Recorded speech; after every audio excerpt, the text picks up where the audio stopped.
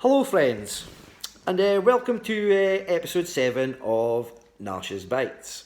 Today, a very, very, very special guest, very, very dear friend, the beautiful pastry chef extraordinaire, head pastry chef from the Fife, Miss Mathilde Lecourrière. Bonjour. Bonjour. Ça va? Ça va et toi? Yeah. I don't know. Oui. That's enough. Yeah, so Mathilde came to visit me because I haven't seen her since I left the Fife, and that was a brilliant surprise. So we went to the Boath House in Nairn, in Nairn, beside Nairn, and you'll see by the pictures the place is beautiful. It was fantastic. Yeah. Honestly. It used to have a Michelin star, but they never gave it back because you can't give it back because it's not yours to give. But they thought it was affecting the local trade, thought the locals were maybe a bit scared or put off to come in, thought they couldn't, and so they got rid of the Michelin star, but have kept the standard, I would say. And they've got beautiful gardens, they've got their own garden, they've got their own lake.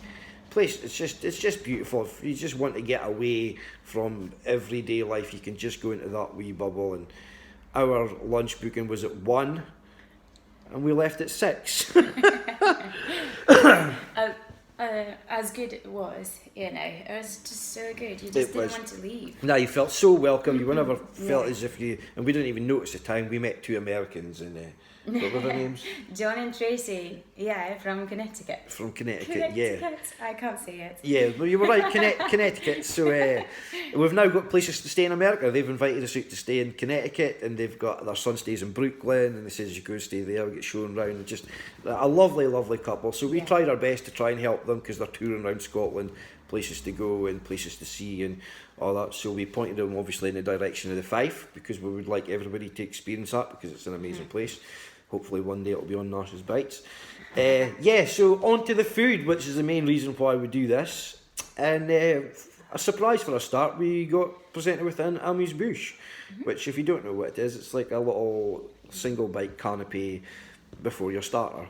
And it was a smoked salmon on top of cream, I'm not sure what it was, cream, and I think it was a sesame seeds cracker, a black cracker, and I'm not a fan of smoked salmon, but it was brilliant, fantastic. Was it? It was, melted in your mouth, it was really good. It was nice, it was really salty, and there was a bit of sweetness, and there was crunch, and the other one was...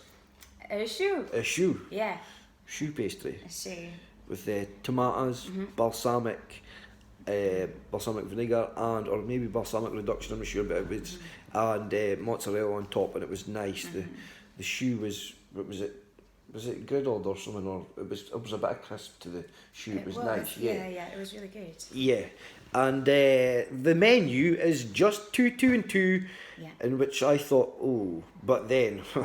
When we had the meal, I realised that you can put out 2, 2 and 2 if you're doing it at that standard, because I honestly reckon that most people would eat that food, even if they say they don't like this particular thing. It's cooked and treated in such a way, I honestly reckon people would, unless you're allergic to it, I honestly reckon people would eat it. So Mathilde's starter, so... Yeah, so I had the ham hock with black pudding, pear, and baby jam, and it was really good. It was a really good balance between saltiness and sweetness. I'm not a fan of black pudding, but it came as a little bonbon, and it was delicious. And that chutney was amazing. Yeah, it was really good. Yeah, and the fact that they charred the baby jam made all the difference. Yeah, I agree. So, a really good dish, yeah. It makes a massive difference. Massive difference charring the baby jam. So that's a wee tip. If you've got baby jam, you char it in a dry pan, and the charred edge of the leaves just turn boring lettuce into something totally different. So because it's 2, 2 and 2, we just ordered the whole menu. Everything. Yeah, and then we ate half and then swapped plates. As you do.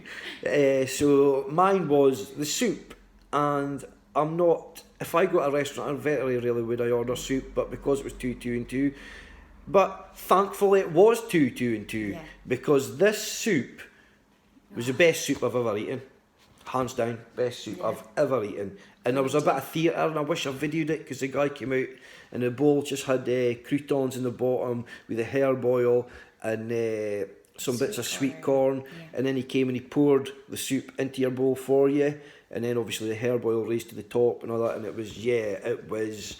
And then when you eat it, you get a shock. I got a shock as soon as I ate it. I was like, wow. That was the first thing that came out of my mouth. Just a massive grin, and then wow. It was, wasn't it? It was totally unexpected. Yeah. Sweet corn soup. Yeah, exactly. Yeah. And you eat it, and it's just an explosion of flavours. Flavour. It was really good. Yeah. That's a really good rate, I think. Yeah, I was for a soup. Yeah. I don't know, like starter ways. What would you give the ham hock? Ham hock, 8.5. 8.5. Yeah, because for a ham that hock certainly terrine, made the dish. And I thought it was really good. Yeah. So, Yeah. 8.5 for that ham Yeah, I hock. agree, Yeah. 100%. And the soup, what would you say? Well, I think it deserves Yeah. more than 9. Oh yeah, definitely. That's I would say it's a 9.5. 9.5. Yeah. 9.8. 9.8. Yeah, that's what I said for a start. 9.8. I would 9.8, but 9.8. I think it's maybe pushing it too high because I mean, but saying that's the best soup I've ever tasted, so can't give it a 10 because nothing's a 10. There's nothing's perfection because there's always room for improvement. Thanks, Matilda. Anyway, I wanted you to say it. So on to the mains, and well, you can go first, Matilda. Okay. Well, I had the halibut with polenta. Was it Romanesco? Yeah. And roquette pesto. Oh yeah. So halibut was beautifully cooked. It was really nice. It came with little polenta croquettes again, which was really good actually. A surprise because I've never eaten polenta this way. Yeah. And I had little veg puree, but what made the dish was the roquette pesto. Pesto on the top. It was so tasty and brought everything together. It was really good. Yeah, it was. Yeah. It was. I just agree with everything. The fish was cooked really, really well.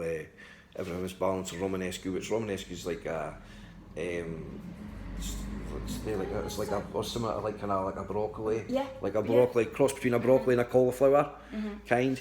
And there was tender stem broccoli in it as well, wasn't there? There was, yes. Fantastic. And then I had the chicken, and you think chicken, but it was chicken. It was succulent. It was moist. The skin in the top was beautifully crisp all the way through. It was seasoned. But I don't think once we put salt on anything. No, we didn't. Oh, no, we didn't use the salt and pepper at all at the table. So that speaks volumes. They Everything was nailed seasoned. seasoning. Seasoning was seasoned to almost perfection.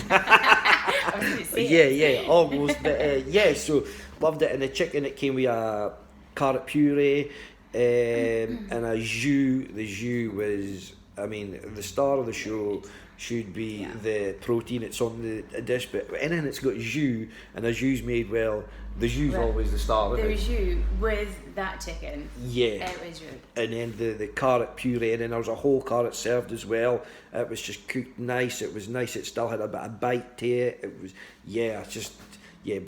brilliant. So the mains, for being a chicken dish, which normal chicken dishes I would put compared to a mains would probably be a 6 or 7 for a really good one, but this one I would say an 8. You'd be like, 8.5. 8.5. Yeah. Which for a chicken dish, up against any other mains, if it was against chicken, if it was all against chicken, it would be the top. It would be the top. But compared to all the other mains, but then the fish, what would you give the fish? A little bit less. A good 8. A good 8. Yeah. But so, the chicken was better. Yeah, it was. It seemed to be that everything that you didn't want off the menu that I had was the best. But well, we shared everything. Yeah, we shared everything. Yeah. But, But it was We had like a brilliant. 6-course menu. Yeah, it was. Yeah, it was a 6-course tasting menu. That's what it was. That's what it worked out to be. Yeah. And the sweets. So, Matilda. Sweets, yeah. I had a roast peach with hazelnut and coconut, and it was an interesting dish. It was so it came as half peach, roasted hot, and a quenelle of hazelnut ice cream, I believe. Yeah. There was also a peach gel on the plate, and a hazelnut granola. something Yeah. like that. Yeah. And it was really nice. It was a good version of a hot and cold. Yeah, it was. Dish. It was Yeah. good. It was You'll see in the pictures how it was all presented. Everything was presented very well. Yeah. And But it wasn't as good as the rice pudding. Yeah, the rice pudding. And I'm not a fan of rice I'm pudding. not a fan either. I would never choose it. But thankfully, there was only 2 courses on there. Yeah. Because if I wasn't, we wouldn't have chose the soup and we wouldn't have chose the rice pudding. No. So you're almost not forced, but you're kind of pushed into that. And thankfully, you're pushed into that because the rice pudding was just... I don't know what kind of rice you used because the grains were very large. Yeah. And then you had honeycomb, and then there was mango espuma, which espuma, if you don't know, is like a foam, and then on top of that was a quenelle of raspberry sorbet. And to have a bit of everything on your spoon at once, the sharpness and the coldness of the sorbet and the sweetness of the mango, and then the richness of the rice pudding, and then the crunch of the honeycomb, just hit a nail right on the head. Yeah, so good. I think, is that the highlight of the meal? The rice pudding? No, it was the soup. Yeah. It was the soup. Yeah, It was very close, yeah. It was an almost perfect finish. Yeah, but there's no such thing as that. Almost perfect. Almost perfect, yeah. And so, what are you giving yours? The one that you had for a start? Well, we both had it, but the peach? The peach is, I would say a good 8. Good 8, yeah. And But the rice pudding. the rice pudding? Is strong 9. Strong 9. Would that get onto your menu? Oh, it's so much better than mine. Yeah, So- well, and that's a bold statement, like, because Matilda is right up there. It was a really good dish. Yeah, It was brilliant. It was brilliant. And then afterwards, we went for a walk. We explored the place. It was basically just on you go. Just go and treat it as your own. You can go anywhere. So we went into the gardens, and then we found out in the gardens they've actually got a cafe there, Yeah. and the cafe's been nominated for best cafe. I'm sure it's best cafe in Scotland. Yeah.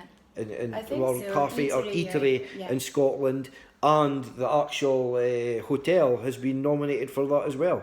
Yeah. Results in November? In November, yeah. So So they've been... stay tuned. Yeah, so all the best to them for that because they're smashing it. Hopefully next time we'll get to the cafe. I really want to try it. But because we were there for 5 hours, we went to pay the bill. I mean, the guy even trusted us enough that we never paid the bill until 6 o'clock. But then he did say, "You're not staying for evening service." We actually thought the Americans were going to ask us if they wanted to stay for dinner, but we could have. I actually did say, any chance of a room? Because it was brilliant. It was so relaxed, and to get away from everything, if you go there, I mean, even just spending the money just for your lunch, but you get so much more. So much more. You do, I mean, I imagine some people just go and have lunch or evening and then leave. But as I said to Matilda, if she was to go there with her boyfriend, and because we're not a couple, was to go there, you go for an evening meal. After then, you go and walk about the gardens, down to the lake, and it's a beautiful place. They've just got it bang on. And then we've been speaking to our American friends for about 4 hours. Yeah, for a long time. But brilliant. Great, good time. It was a great day, day. And then if you go for a meal and after your meal you're still there 4 hours later, that kind of speaks volumes. Yeah. So I hope you like it. I know it's a bit long, guys, but we've got Matilda to look at. So yeah. So right, thanks, guys. So ciao, Bye. au revoir. See you later. See you later.